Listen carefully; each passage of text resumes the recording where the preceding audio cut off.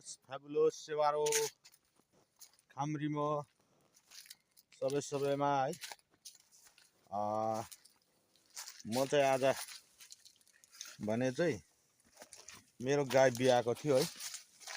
र गाई ब्याउन त बियायो, तर बच्चा ठुलो भएको कारणले गर्दाखेरि बाछी जन्मेको थियो है। बाछी जन्मेर मैले बचाउन सकिनँ, एउटा दुःखको कुरो छ है। र त्यस दिनदेखि यता मेरो ग्वालीमा मैले सुत्केरी गाई भनेर सोतर झ्यारहरू बेसी हालेकोले गर्दा तातोको लागि आज एकदमै बेसी मात्रामा है ग्याजाङ ग्याजाङ भएकोले गर्दाखेरि र म सफा गर्न जाँदैछु। र मेरो गाई चाहिँ यस प्रकार छ है। अहिले बिचरा यसको हालत एकदम नाजुक थियो है, माया लाग्दो भएको थियो र यसरी घिनाइरहेको छ पुरा पानी च्यापच्याप भएकोले गर्दाखेरि। र म यहाँ सफा गरेर है आजको मेरो ड्युटी चाहिँ यो गाईको खोर सफा गर्ने है। र म गर्दैछु र के कति हुन्छ भिडियोमा म अपडेट दिँदै जानेछु है। फर्स्ट टु लास्टसम्म हेरिदिने हजुरहरूले है। यो एउटा प्रतीक्षा साँच्दै म काम चालु गरेँ है। ल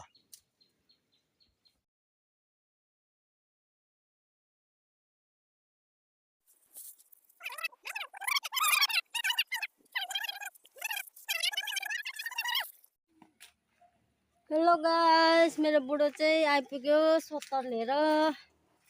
अब गाईलाई हालिदिन्छ सोत्तर। यो घाँस चाहिँ के गर्नु? त्यो मोछाइदिनु मुनिबाटै। हामी चाहिँ यसरी खनाउँछौँ है। ठुल्ठुलो खाङ्गे डोको छैन र खाङ्गे डोको छैन र चाहिँ बोरामा ल्याउँछौँ हामी चाहिँ।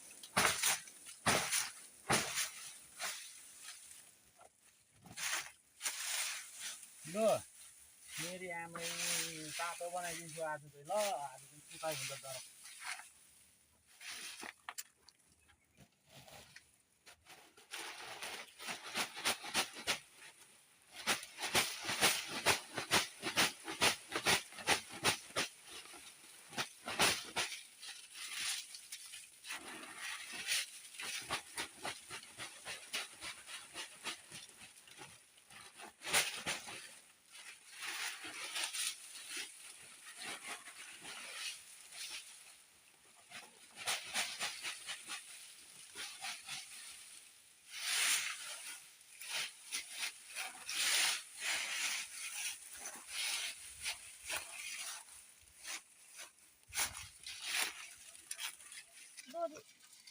र है। अब फाइनल मैले गाईलाई सोतर हालिदिइसकेको छु र मेरो गाई पनि खुसी भइसकेको छ है।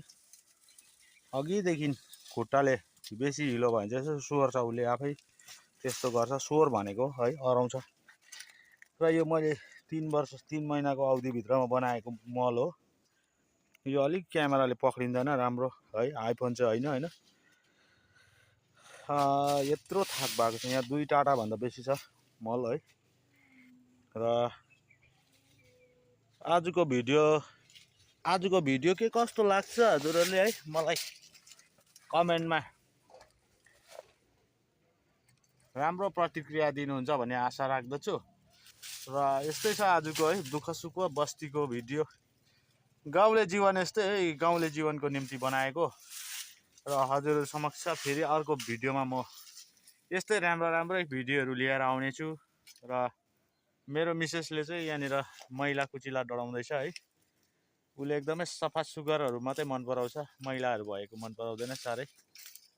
र मलाई पनि यो गोठ पनि उसले नै हो देखाएर है, किनकि उसले नै बाछा लाउँछ नि त। बाछा त छैन, मरेको छ है। दुध दुने चाहिँ उही हो, तर उसलाई घिन लाग्छ। अब गाई खुसी भएर कोट्याउँदैछ त्यहाँनिर हो।